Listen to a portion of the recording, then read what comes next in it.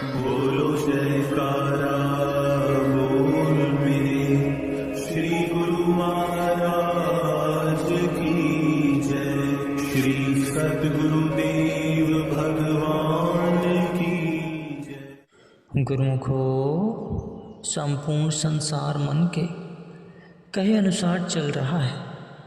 परम संत श्री कबीर साहिब जी कहते हैं कि विरले संस्कारी जीव ही सतगुरु की आज्ञा अनुसार चलते हैं। गुरु के ज्ञान से ही सच्ची दरगाह में मुख उज्ज्वल होगा। यह मन जीव को अशांति, दुख, क्लेश, कल्पना में हर समय कैद करने के प्रयत्न में रहता है कि कहीं जीव इसके पंजे से निकल न जाए। गुरु का ज्ञान ही इस मन की कैद से छुटकारा दिला सकता है। जैसे मकड़ी अपने मुंह से तारे निकालकर जाल बुन लेती है, पुनः उसमें फंसकर अशांत और दुखी होती है, फिर उसको बाहर निकलने का रास्ता ही नहीं दिखाई देता। इसी प्रकार जीव भी मन के कहे पर चलकर हर समय संकल्पों, विकल्पों, इच्छाओं, वासनाओं का ताना बाना बुनता है। जब इसके जाल में उलझ जाता है तो फिर कहता है कि मैं बहुत दुखी हूँ। प्राय सर्वसाधारण से यह कहते हुए सुना जाता है कि आज मेरा मन बहुत अशांत है, मेरा मन बहुत दुखी है। तो इस दुख का कारण कौन है? मन ही तो है। पहले स्वयं काम, क्रोध, लोभ, मोह, अहंकार के कहने पर चलकर फिर शिकायत करता है कि मैं दुखी हूँ। आग के समीप जाकर गर्मी और पानी के समीप जाकर शीतलता मिलती है। यदि आग के समीप बैठकर कोई शीतलता की अभिलाषा रखे तो यह उसकी भूल है। आग के समीप तो गर्मी ही मिलेगी। अतः मन की संगति से कोई सुख, शांति और आनंद की आशा रखे तो यह उसकी सरासर भूल है। मन की संगति से तो विषय वासनाओं, इच्छाओं, संकल्पों, विकल्पों की आग ही मिलेगी, जो दिन प्रतिदिन अधिक भड़केगी, कम न होने पाएगी। जिसे सुख, शांति, आनंद की इच्छा हो वह पूर्ण सद्गुरु की चरण शरण ग्रहण करे। सद्गुरु दयाल देश के वासी हैं। उनके अधीन शाश्वत सुख, परम शांति और दिव्य आनंद के खजाने हैं। वे स्वयं सच्चिदानंद धन है। अतः वास्तविक आनंद उन्हीं के द्वार से मिलेगा। इस मन को यदि गुरु के अर्पण कर दिया जाए तो यह भी आनंद का भंडार बन जाएगा। संत श्री तुलसीदास जी कहते हैं कि जल ओला गोला भयो, फिर धुल पानी होए, संत चरण गुरु ध्यान से मन धुल जावे सोए।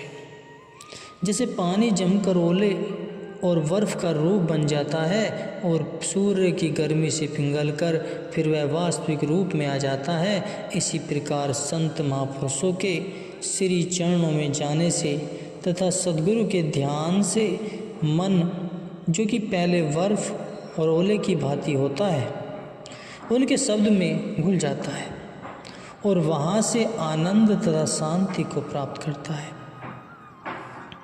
इसलिए सदा स्थायी रहने वाले सुख को प्राप्त करने की इच्छा रखने वाले जिज्ञासु को चाहिए कि मन को पूर्णतया गुरु के हवाले कर दे।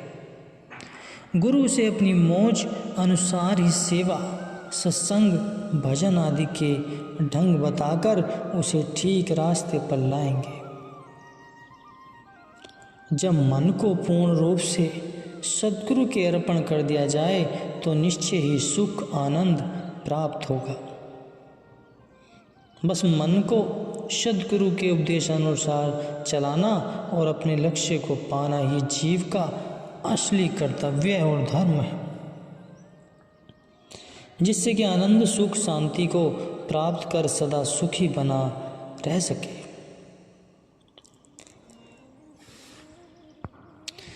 जब एक दिन 25 सितंबर को श्री सद्गुरुदेव महाराज जी लाची से सब संगत के साथ टल पधारे तो टल की संगत अर्थात सैकड़ों भक्तनियाँ टल शहर के 3 मील आगे की तरफ आपके स्वागत के लिए आए और भजन कीर्तन करते तथा जयकारे बोलते हुए आपको टल ले गए। आप 2.5 मास तक टल में विराजमान रहे।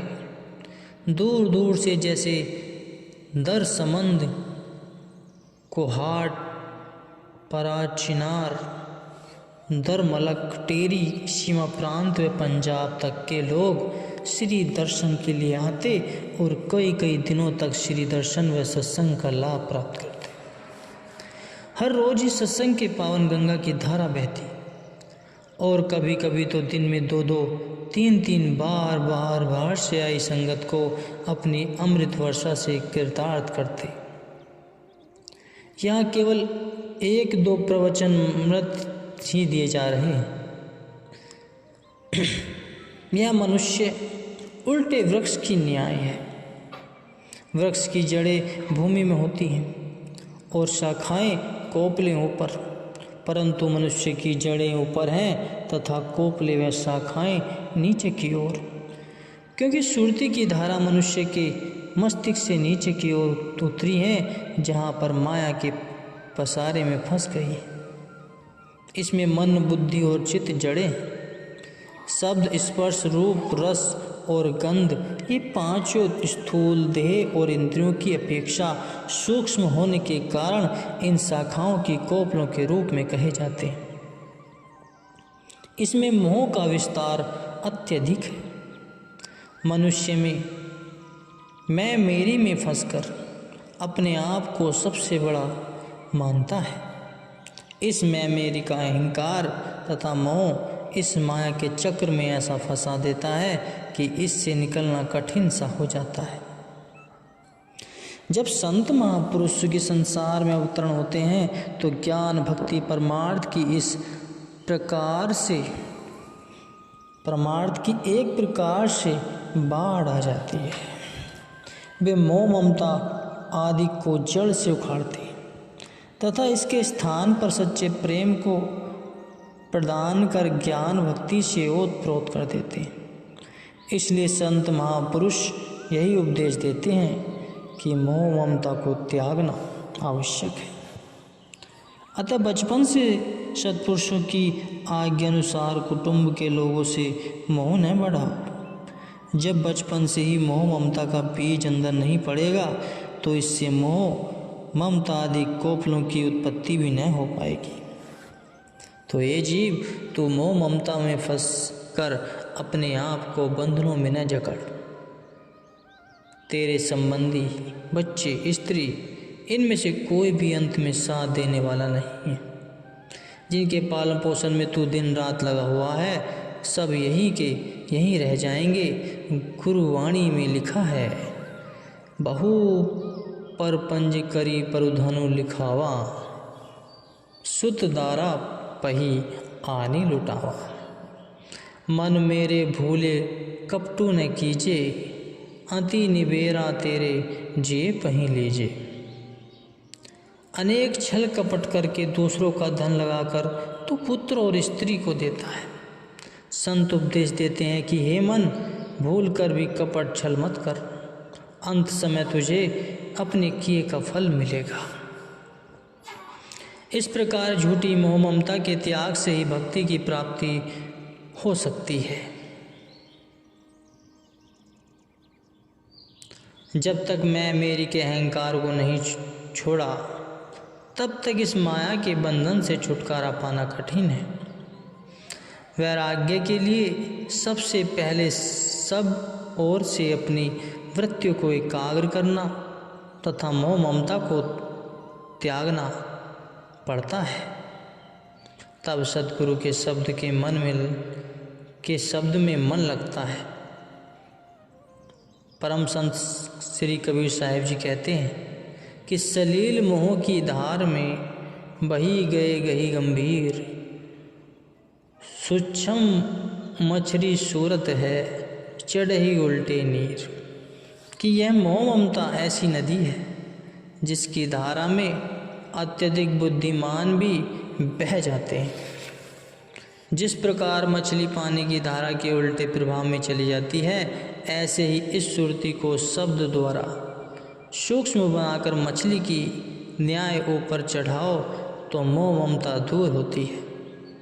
अतः मोह ममता को त्याग कर ही भक्ति की मंजिल को पा सकता है। ऐसे ही मौजबस आपने एक दिन प्रवचन फरमाया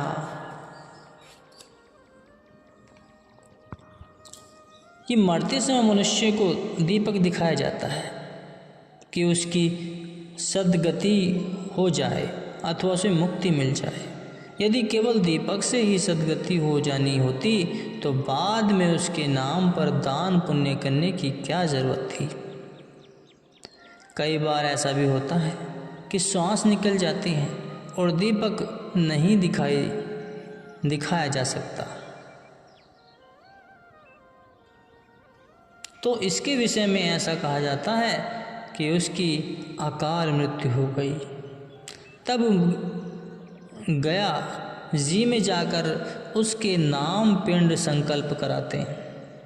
इसका अर्थ यह हुआ कि या तो दीपक दिखाने से मुक्ति मिलती है अथवा मृत्यु के पश्चात पिंड संकल्प कराने से ही सद्गति प्राप्त होती है।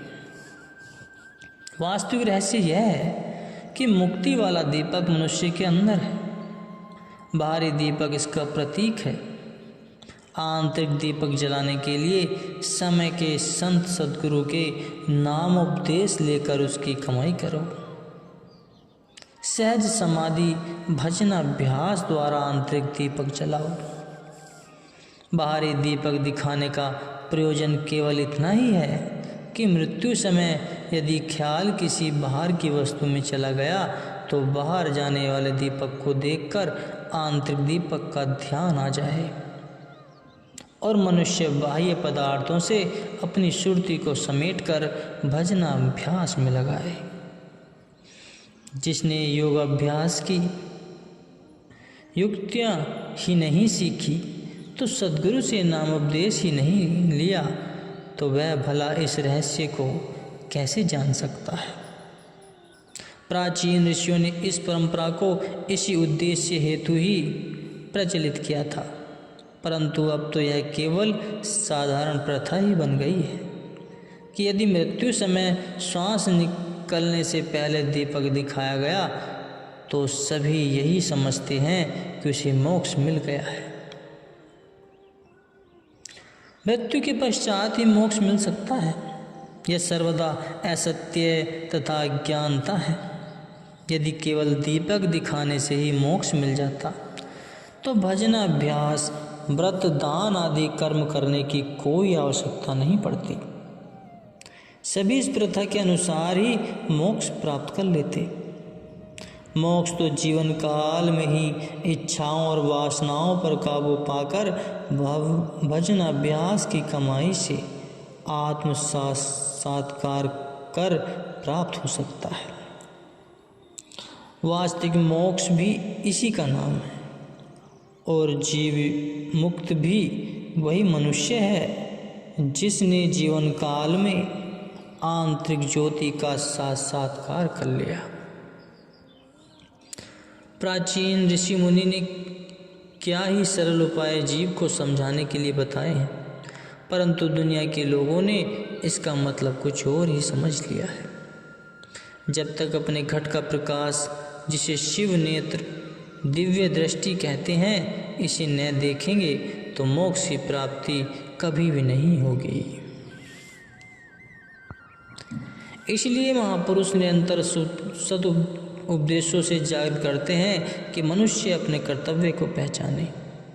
सद्गुरु के उपदेश से भजन अभ्यास की कमाई करके अपने घट में आत्म ज्योति का दीपक प्रज्वलित करे तथा और मृत्यु समय उस दीपक में अपनी सुरती लगाए ताकि बिना उच्च गति के मृत्यु न हो पाए। यही महापुरुषों के उपदेशों का वास्तविक रहस्य है गुरुमुखो।